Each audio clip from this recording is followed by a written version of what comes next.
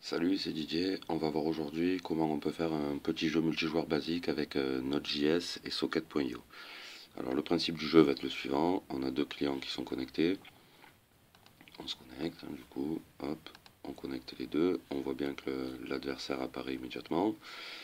Alors on peut choisir l'adversaire qu'on défie, accepter le défi, ça lance une partie. Et à partir de là, à vous de jouer. Je choisis ma case, l'adversaire choisit la sienne, je choisis ma case, l'adversaire choisit la sienne. Hop, tada, fin de la partie. Alors, on va voir comment le code est organisé. Alors, pour commencer, le HTML, le formulaire ici avec les deux champs, le lobby qui est l'endroit où on a la liste des adversaires, et le board du jeu, les deux derniers étant en display none, puisqu'on les affichera dans la logique du code. Le client, en tout, on a à peu près 300 lignes de code pour le client, plus le serveur, plus le HTML, donc c'est vraiment pas quelque chose qui est super évolué. Le principe étant qu'en fait je vais avoir un objet game qui va être déclaré dans le serveur et envoyé aux deux clients pour les synchroniser. Je devrais plutôt envoyer le delta, donc les nouvelles informations qui ont changé depuis le tour précédent pour éviter de transporter trop de données, mais pour l'exemple ça ira très bien. Donc on a le board qui est le tableau avec les cases cochées ou pas. Et ensuite une série d'événements. Donc par exemple, on va commencer par celui-là. jQuery, je récupère l'événement submit du formulaire, j'annule le comportement par défaut et j'émets dans la socket un événement qui s'appelle login auquel je passe un objet en JavaScript qui contiendra mes deux informations, le login et l'email. Côté serveur, je récupère le login. On voit que l'objet que j'ai passé en paramètre est passé en paramètre de la fonction qui est appelée en callback. Donc je crée un user en local, je récupère mes informations dedans, j'ajoute le gravatar, histoire de pouvoir afficher l'avatar de la personne. Je stocke sa socket dans un tableau, c'est utile parce que ça me permettra d'accéder aux sockets les unes après les autres.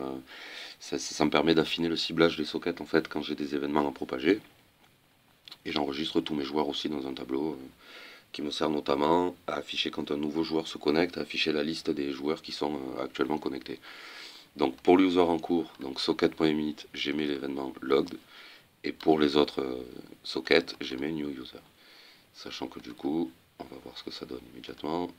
Le premier, ça nous permet d'ajouter dans player self, qui est en haut du lobby, l'image du joueur en cours plus son login. Et new user, qui fait à peu près la même chose, avec le bouton défi en plus, et qui affiche ça dans le lobby, et qui attache un événement sur le clic du bouton défier. Donc ensuite, quand on a un défi qui est lancé, on reçoit donc un événement qui s'appelle Game Asked. Bon, j'ai fait ça un peu à l'arrache, on s'en fout, c'est pas grave. Qui affiche qui est la personne qui défie et qui attache un événement sur le clic pour renvoyer à la socket le fait que le défi a été accepté par tel joueur pour tel joueur. Comme ça, on récupère après le launch game, donc qui est peut-être la partie la plus compliquée. Je vais vous la montrer côté serveur d'abord. Hop, on va fermer ça. Elle est ici, voilà. En gros, je récupère l'identifiant des deux joueurs, je récupère leurs objets entiers dans le tableau dont je vais parler plus tôt, je crée le game ID qui sera la concaténation des deux identifiants des joueurs, sachant que les identifiants sont le MD5 du mail, donc c'est un truc qui va être plutôt relativement unique. Je crée une board vide, j'ajoute un numéro de joueur qui sera utile pour déterminer qui doit jouer, qui est le joueur dont le tour est en cours. Et je crée un objet game que je stocke dans mon tableau games.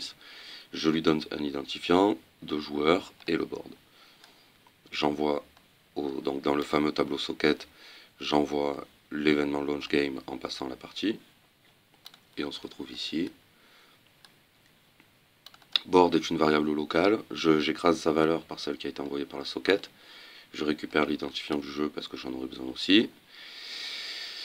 On affiche quelques infos, on cache le lobby, on affiche la grille du jeu, on dit que c'est au joueur 1 de jouer, et on envoie cette turn, qui du coup va faire un truc assez simple, afficher à vous de jouer ou en attente de l'adversaire, afficher la board et vérifier si quelqu'un a gagné.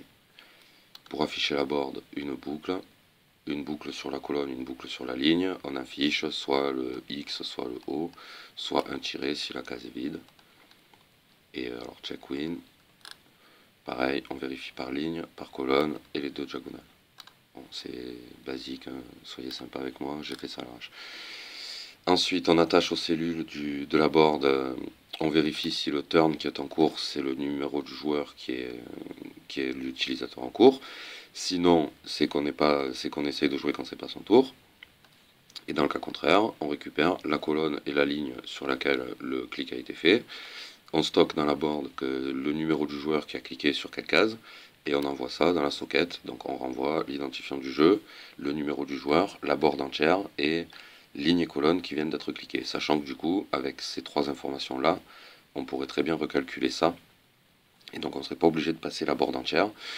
Mais bon, pour l'exemple, ça suffit parce que la board, c'est que 9 cases avec une seule valeur dans chacune. Mais si on avait beaucoup d'informations à passer, on passerait uniquement ces deux trucs-là, plus le numéro du joueur.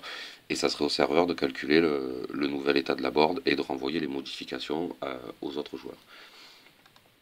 Selected, on va faire un tour là-dedans quand même.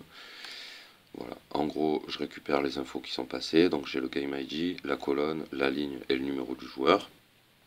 Je remets la board à jour. Je récupère mes objets dans mon objet Games, en fait, qui est dans le tableau Games.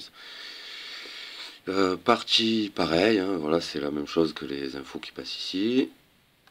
Hop, j'envoie à l'autre joueur, player 2 ou player 1, le fait qu'il y ait un coup qui a été joué. Et pour les deux joueurs, je change le tour, ce qui fait qu'on va avoir un changement d'état entre vous de jouer et c'est pas votre tour. Voilà, c'est à peu près tout. Donc vous voyez que c'est pas super compliqué en fait. On va peut-être se faire une petite partie encore pour être sûr que ça marche bien. Hop, je le défie, j'accepte, et c'est parti. C'est pas trop mal. C'est pas trop mal. En 300 lignes de code, ça permet de faire des trucs assez sympas. Et si on va regarder l'état du serveur, on voit les objets qui passent. Donc on voit par exemple que là on écrit dans la socket l'événement played, et les arguments c'est l'objet qu'on lui a passé, dans lequel on a l'identifiant du jeu, l'objet player 1 avec son avatar, et l'objet player 2 et le board qui donc est stocké, sérialisé en JavaScript, plus le numéro du joueur qui vient de jouer et la ligne et colonne qui ont été sélectionnées. Donc là c'est bien le dernier coup quand j'ai cliqué tout en bas à droite. Voilà, donc ça vous donne un petit aperçu de ce qu'on peut faire avec Node.js et Socket.io pour des jeux en multijoueur. Je pense que je vais réfléchir à faire un truc un peu plus sympa et qu'on va se revoir très rapidement dans une vidéo où vous pourrez commencer à tester des trucs un peu plus sympas. A bientôt!